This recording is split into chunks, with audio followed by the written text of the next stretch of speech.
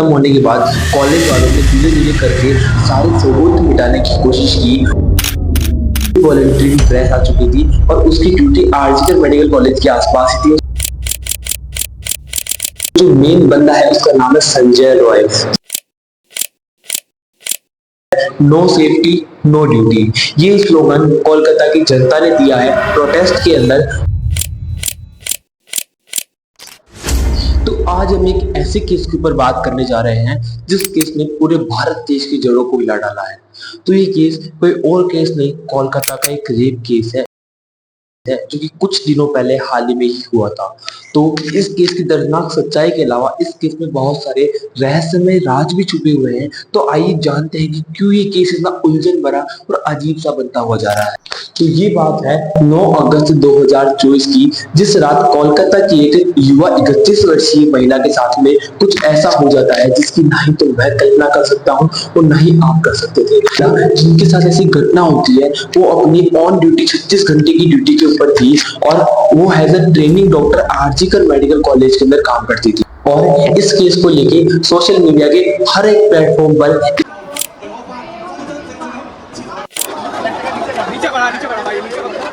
इसके लिए न्याय की मांग हो रही है और रोडों पर प्रदर्शन दिखाए हुए जा रहे हैं।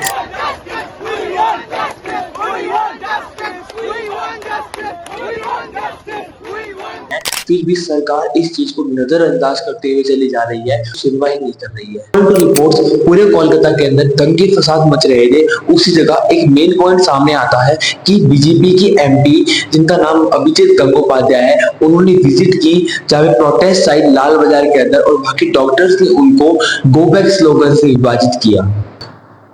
9 अगस्त को इस घटना को अंजाम देने के बाद और उसके अगले दिन मतलब 10 अगस्त को सुबह सेमिनार कैंपस में मोमिता देवनाथ की बॉडी मिलती है along with 10 injuries in their body। तो ये घटना खत्म होने के बाद कॉलेज वालों ने धीरे धीरे करके सारे सबूत मिटाने की कोशिश की और इन सब करतूतों के पीछे एक आदमी का हाथ था जिसका नाम था संदीप घोष, जो कि प्रिंसिपल थे अपने आरजीकर मेडिकल कॉलेज के। पर पहले वो नेशनल एकेडमी कॉलेज के प्रिंसिपल रह चुके हैं, पर वहां पे उनके ऊपर बहुत सारे एलिमिनेशंस लगे, इसलिए उनका ट्रांसफर करके आरजीकर मेडिकल कॉलेज में भेज दिया गया। तो अगर हम न्यूज की माने तो हमको ये पता लगता है कि अभी संदीप घोष फिलहाल 8 दिन की सीबीआई की कस्टडी के अंदर है और उनकी जो पोस्ट थी प्रिंसिपल की आरजीकर मेडिकल कॉलेज के अंदर, उनसे भी उसको हटा दिया गया है। इसी चीज को लेके पूरे कोलकाता की जनता एक ही डिमांड कर रही है, नो सेफ्टी नो ड्यूटी।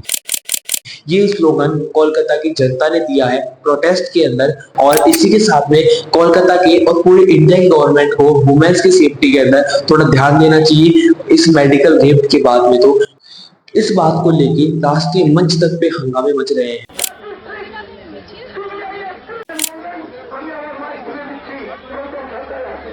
और इस पे जैसे कानूनी कार्रवाई होनी चाहिए थी ना, वैसे कानूनी कार्रवाई हो नहीं। और अब कोलकाता मर्डर केस के अंदर ये प्रोटेस्ट अब पॉलिटिकल टर्न ले रहा था, क्योंकि अब अपोजिशन पार्टीज डिमांड कर रही थी चीफ मिनिस्टर महात्मा वजीरी से कि वो खुद का रिजिग्नेशन दे और इस गद्दी को छोड़ दे।